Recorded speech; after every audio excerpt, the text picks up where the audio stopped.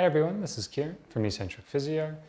Today's exercise is about learning to build some abdominal strength, and it's definitely going to have a crunch element to it, but it's going to also go into some extension ranges, and these are ranges that kind of get missed out a lot.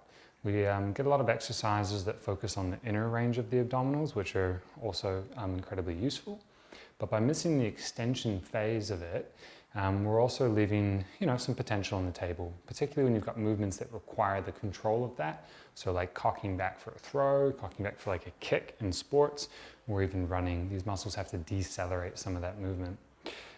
So really nice exercise, really easy to implement even at home. So give this a watch if you think you want to develop some more strength around these muscles in their outer range.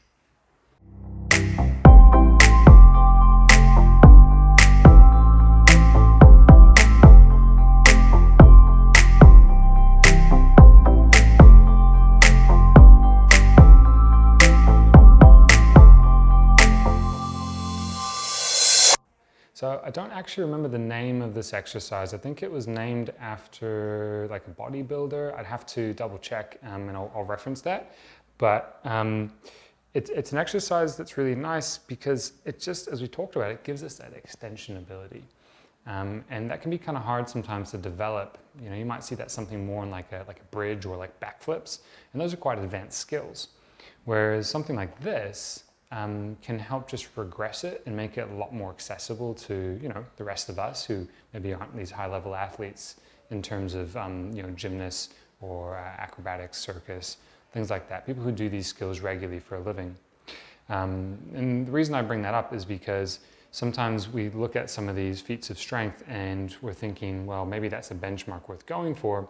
But if all you're after is like running, maybe some sports socially, or maybe you just want to be able to walk comfortably, then this might be something that's a little bit more applicable. Time and a place for everything though, right? So when we think about extension, most of the extension, if you've looked at some of our lower back stuff or some of our articles, you know that the majority of our flexion and extension comes from our lower back as far as the spine goes. Our thoracic spine, so the space in between here and here, definitely has that capacity, but it's more of a flexion-based area. It doesn't have as much extension, and that's just because of the shape of the joints and the bones, and they kind of just have a bony block and stop each other. It's also primarily a rotation area, and that rotation, as you can see, happens generally on an area that's reasonably fixated. It's got some rotation as well, but much less in terms of what we have up in this area.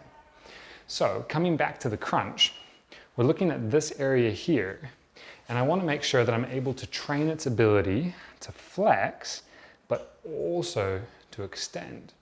Now, if I'm doing a traditional crunch on the ground, I lose from here to there. I don't get that ability. Even if I'm doing like a hanging leg raise, I'm really only working on from here upwards, and it's much more that inner range flexion, and we don't get that outer range as well. So this is a nice way to train that.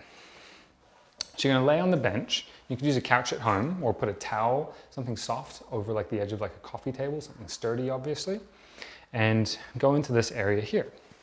And by putting my weight there, it means now that if I lean backwards, I've got the bench supporting my upper back, but I'm going into extension now in my lumbar spine, which means I'm actually having to lower myself down with these muscles on the front of my tummy as well as some of my obliques.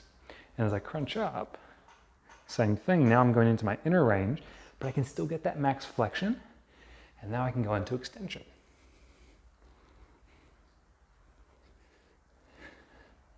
And the beauty of this is you can start to load it up, because we don't necessarily need to just do body weight. So if I grab, say, an 8 kilo, and I just pop that onto my chest, now those muscles have to lift that weight up and lower it down.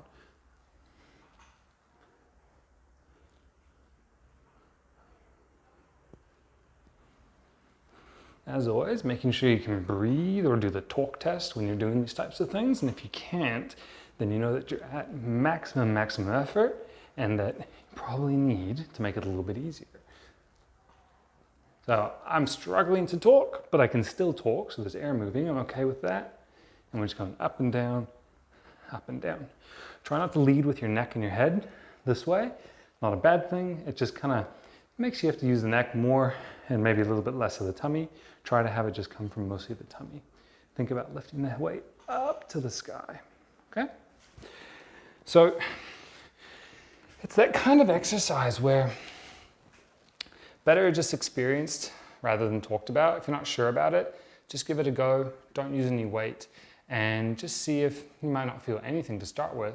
But if it's an area that's unfamiliar and unused, then it might be the next day or the day after and you start to get some of that workout DOMS or delayed onset muscle soreness. And then you'll know that actually, I'm doing some eccentric loading, some of that lengthening under tension, getting into some new ranges potentially that you haven't loaded before or loaded in a long time more likely. So let us know if you've got any questions with this, and I'll try and find that name again, and I'll pop it down in the description. If you like this video, then please hit like below. Otherwise, to check out more of our content in the future, you can subscribe to our channel by clicking our logo over here. And to check out our latest video, click up here.